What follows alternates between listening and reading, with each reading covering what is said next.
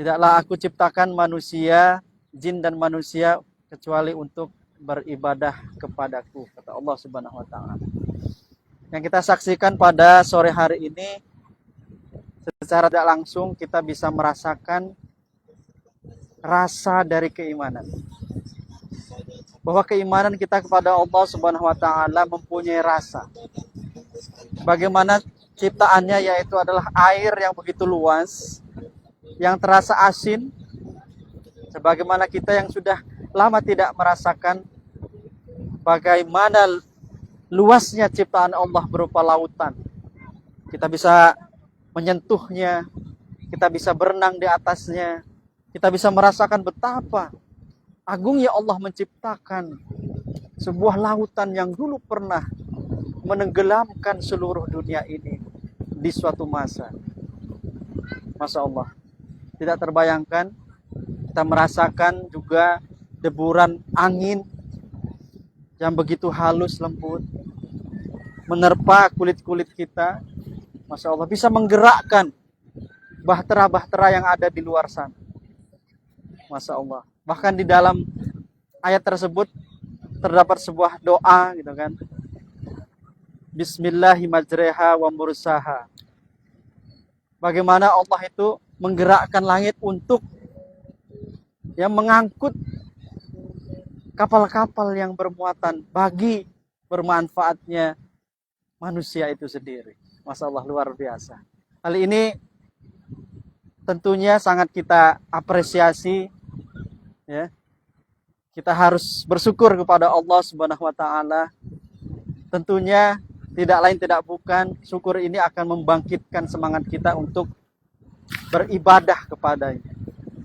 Betapa kecilnya, betapa tidak berarti apa-apa yang manusia itu dibandingkan dengan ciptaannya Allah Subhanahu wa taala. Ya, kita lihat dan juga kita lihat di sana, ya, betapa manusia itu memanfaatkan juga keindahan alam ini untuk mencari kebahagiaan. As-sa'adah, mencari kebahagiaan ini tentunya adalah bagian dari keimanan kepada Allah Subhanahu wa taala, bagian dari nikmat yang Allah berikan kepada manusia agar manusia mengingat kepadanya. Ya, Masya Allah, kebahagiaan ini tentunya mempunyai motivasi atau dukungan untuk apa? Untuk beribadah kepadanya, untuk selalu mengingat, dan tentunya adalah ingin mencari, ingin mempelajari, ingin meneliti. Wahai orang-orang yang berpikir, wahai orang-orang yang mempunyai julukan yaitu ulil albab. Masya Allah. Alhamdulillah sore hari ini sudah bersama kita Bapak Dr. Misno yang mempunyai kanal Facebook ini. Masya Allah, sudah bersama kita, kita panggil bersama-sama. Masya Allah. Assalamualaikum Pak Dokter. Waalaikumsalam. Sehat Pak itu. Alhamdulillah. Luar biasa sekali. Gimana? Rekan-rekan semua, kita harus tunjukkan bahwa kita berada di Pantai Karangjodo. Ya, di penduduk setempat menyebutnya Pantai Jambu, Anyer Pantai Jambu, Pak. Oh, Pantai Jambu. Jadi bukan Karangjodo ya? Bukan ya, Anyer Pantai Jambu. Tapi Karangjodo nggak apa-apa juga sih. Ini sangat luar biasa. Tempat yang kita tempati sekarang ini melekuk ke dalam. Oh, seperti ini ya. Apa namanya dia apa ya? Teluk ya? Teluk ya. Ini teluk, luar biasa. betul. Ini menandakan bahwa nelayan-nelayan itu pasti hilir singgah berada di sini. Iya. Menangkap mudik, ikan. Ya. Ini ada kapal-kapalnya. Masya Allah ya. Menangkap ikan untuk dinikmati oleh masyarakat setempat.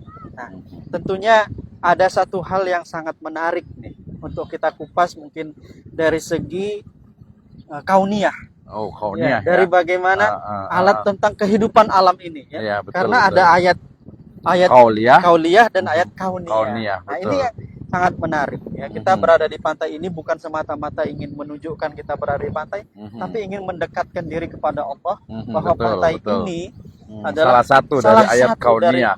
Ayat kauniyah. Allah Subhanahu wa taala, betul. Nah, bagaimana Pak Dokter? Bisa digambarkan tentang ayat kauniyah dan juga pantai ini? Iya, betul. Saja. Iya, jelas sekali ya kalau mamanya di ayat Al-Quran sendiri kan Allah Subhanahu wa taala berfirman, a'udzubillahi minasyaitonirrajim, bismillahirrahmanirrahim.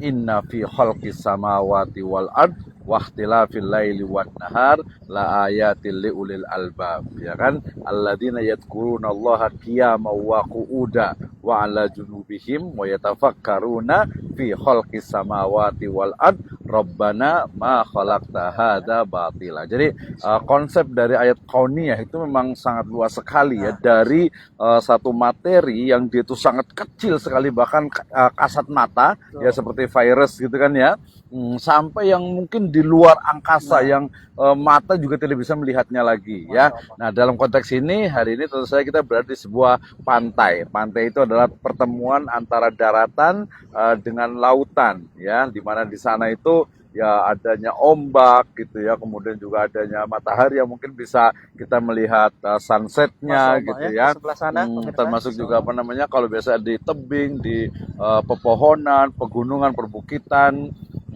itu bisa gitu ya. Nah itu menjadi sebuah ayat kauniyah tentu saja. Nah ketika kita melihat dengan panca indera kita gitu ya, ayat-ayat kauniyah tentu saja tadi di ayat itu kan ujungnya adalah Rabbana ma khalaqta hadza batila. Jadi Allah Subhanahu wa taala itu menciptakan ini semuanya itu betul ya, tanpa sia-sia, bahkan pasti ada tujuannya, pasti ada hikmahnya. Kenapa misalnya harus ada ombak ya, kenapa harus ada ombak, kenapa harus ada pantai ya, ombak sendiri misalnya kita sampaikan begini, ada kata-kata menarik nih, ada salah satu teman seorang seniman dari Singapura, dia bilang begini, jika Anda ingin mengetahui dalamnya lautan, jangan bertanya kepada ombak. Nah, artinya gimana tuh? Bertanya kepada nelayan berarti. Nelayan juga bisa juga tanya kepada ahli laut, oceanolog, ahli oceanolog. Jadi ketika Anda bertanya atau ingin tahu tentang dalamnya lautan, ya jangan tanya kepada ombak. Kenapa? Karena ombak itu dia hanya ada di tepi.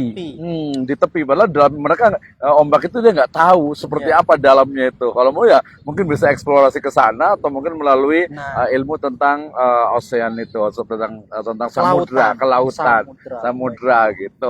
Tapi itu agak menarik sih. Artinya itu juga sebagian dari ayat-ayat kauniyah ya, bahwasanya banyak sekali memang ketika kita ingin mengetahui ya, misalnya ada butiran pasir yang tidak terhitung gitu ya, kemudian juga tadi ombak yang memecah bebatuan, karang gitu ya, itu luar biasa sekali ya. Bahkan biasanya itu ada kayak batu ini gitu kan ya, ada kayak terumbu karang.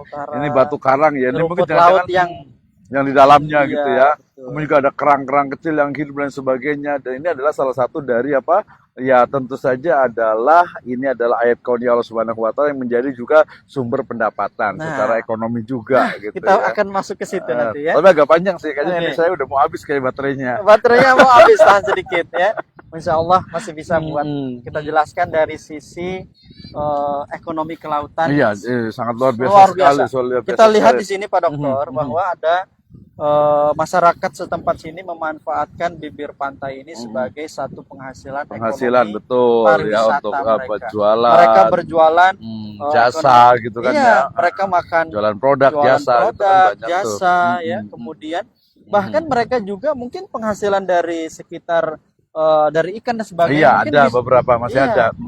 Tetapi yang lebih konsen mereka itu lebih memanfaatkan pantainya itu sendiri. Iya, betul. Karena ini dari sisi ekonomi bagaimana Pak Dokter? Iya, kalau menurut saya sih ya, mungkin, iya betul. Jadi kalau konsep ini kan ya terlalu too simple ya, terlalu simple ya sebenarnya ekonomi itu. Jadi memanfaatkan yang sudah ada, kemudian mereka menjual gitu ya, baik itu produk ataupun jasa, ya seperti itu aja, terlalu sederhana gitu. Padahal harusnya bisa lebih dioptimalkan lagi, bisa lebih diberdayakan lagi gitu ya. Misalnya banyak nanti masuk ke dalam ini, nama itu manajemen destinasi pariwisata seharusnya itu. Jadi misalnya kalau mau jujur sih, sebagian besar ini kan sebagian itu besar itu adalah privatisasi ya, sebagian itu adalah namanya itu private beach namanya itu. Padahal Itu milik kan umum ya.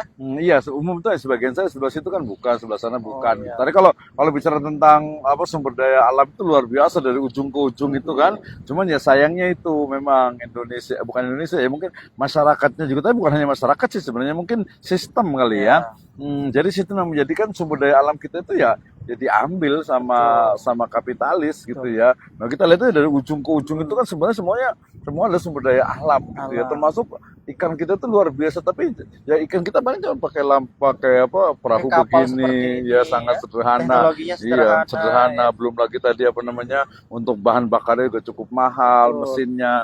Belum lagi kita lihat dari pariwisata juga, masyarakat tidak ada inisiatif untuk melakukan inovasi misalkan snorkeling, Iya ya, gitu. ada kemudian ada Kalau snorkeling speedboat, sih di dalamnya bukan ya, ini sih. jadi pakai speedboat kemana, terus sana. snorkeling dari sana ke sini. Iya, betul, Dan mungkin betul. masih belum banyak yang tereksplor dari sisi Iya, betul. ekonominya, Jadi pariwisata dari itu sisi sendiri. inovasi ya. Betul. Nah, inovasi. Kemudian Jadi tadi kan makanya saya bilang itu terlalu sederhana. Jadi Betul. hanya jualan makanan, kamar mandi, kemudian juga mungkin Ya. ada apa namanya produk-produk tertentu. tempat-tempatnya Udah, itu juga aja. masih sangat sederhana. Iya, sangat Masya sederhana Allah. gitu. Tapi Jadi sudah luar biasa ya. Iya, Sudah ya, luar ya biasa. harus kita ini kan lah, itu tugasnya ini kali ya, apa namanya, untuk pemberdayaan, Nah, untuk mengajarkan empowerment, gitu. ya. Empowermentnya itu pemberdayaan. Oke, baik.